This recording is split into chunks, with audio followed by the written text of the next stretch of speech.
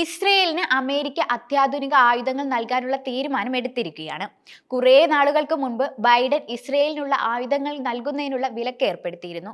അതിന് കാരണം ജനനിബിഡമായ സ്ഥലമായ റാഫ ക്രോസ് ചെയ്യരുത്, അവിടേക്ക് ആയുധങ്ങൾ പ്രയോഗിക്കരുത് എന്ന ലക്ഷ്യത്തോടെയാണ് വിലക്ക് ഏർപ്പെടുത്തിയത്. എന്നാൽ ട്രംപ് അധികാരത്തിൽ വന്നപ്പോൾ ഈ നിലനിന്നിരുന്ന തടസ്സങ്ങൾ ഒഴിവാക്കി ആയുധങ്ങൾ നൽകുകയാണ് ചെയ്യുന്നത്. ഇസ്രയേലിന് ട്രംപ് നൽകുന്ന പാരിതോഷികം എന്ന നിലയിൽ തന്നെ ഇത് കണക്കാക്കാൻ സാധിക്കും. അമേരിക്ക നൽകുന്ന ആയുധങ്ങളിൽ ഏറ്റവും പ്രധാനപ്പെട്ടത് MK-84 എന്ന ബോംബാണ്. 2000 പൗണ്ട് തൂക്കമുള്ള അതിശക്തമായ ബോംബാണിത്. അതുപോലെ തന്നെ ഇതിന് നിയന്ത്രണങ്ങളും ഉണ്ട്. ഒരു പ്രാവശ്യം ഇസ്രയേലിൽ ജബാലിയ എന്ന സ്ഥലത്ത് ഈ ബോംബ് പ്രയോഗിച്ചിരുന്നു. അതോടുകൂടിയാണ് ബൈഡൻ ആയുധങ്ങൾ നൽകുന്നതിന് നിയന്ത്രണം ഏർപ്പെടുത്തിയത്. MK-84 എന്ന ബോംബിന് കോൺക്രീറ്റോ മെറ്റലോ ഒന്നും തന്നെ പ്രതിസന്ധി സൃഷ്ടിക്കുന്നതല്ല. അതുമാത്രമല്ല, ഡിസ്ട്രാക്ഷന്റെ റേഡിയസ് 35 മീറ്റേഴ്സും ഡെപ്ത് 5 മീറ്റേഴ്സുമാണ്. അത്രയും ആഴത്തിലുള്ള ഗർത്തമായിരിക്കും ഈ ബോംബ് സൃഷ്ടിക്കുന്നത്.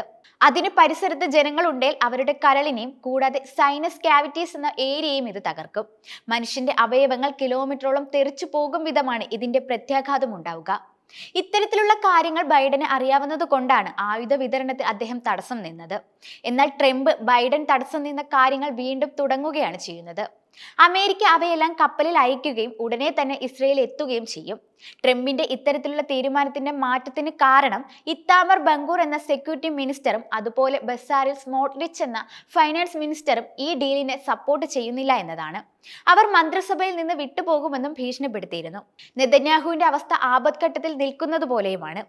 സപ്പോർട്ട് ഒന്നുകൂടി വ്യക്തമാക്കാൻ കൂടിയാണ് ട്രംപ് ഇത്തരത്തിലൊരു തീരുമാനം എടുത്തിരിക്കുന്നത്. ട്രംപ് അധികാരത്തിൽ വന്നപ്പോൾ ആത്മവിശ്വാസത്തോടു കൂടി പറയുന്ന കാര്യമായിരുന്നു വൈറ്റ് ഹൗസിൽ നിങ്ങൾക്ക് കിട്ടാവുന്ന ഏറ്റവും നല്ല സുഹൃത്ത് ഞാനായിരിക്കും എന്നത്. അതായത് ട്രംപ് ഇപ്പോഴും ഇവരോട് നല്ല സൗഹൃദം കാണിക്കുന്നതായാണ്. ഇടയ്ക്ക് എപ്പോഴോ ട്രംപിന് നെതന്യാഹുവിനോട് ഇഷ്ടക്കേട് തോന്നിയിട്ടുണ്ട് എന്നത് മറ്റൊരു കാര്യം. അതിന് കാരണം കഴിഞ്ഞ വട്ടം ട്രംപ് തോൽക്കുകയും ബൈഡൻ ജയിക്കുകയും ചെയ്തപ്പോൾ നെതന്യാഹു ആശംസ അറിയിച്ചതാണ്. കൂടാതെ ട്രംപിന്റെ കാഴ്ചപ്പാട് യുദ്ധവിരാമം അധികകാലം നിലനിൽക്കില്ല എന്നതാണ്. എന്നാൽ ഇപ്പോൾ ഇസ്രയേലിനെ എങ്ങനെയും ശക്തിപ്പെടുത്തുക എന്നതാണ് ട്രംപിന്റെ ലക്ഷ്യം. അതുതന്നെയാണ് ഈ സമ്മാനം നൽകലിലൂടെ ട്രംപ് ഉദ്ദേശിച്ചിരിക്കുന്നത്.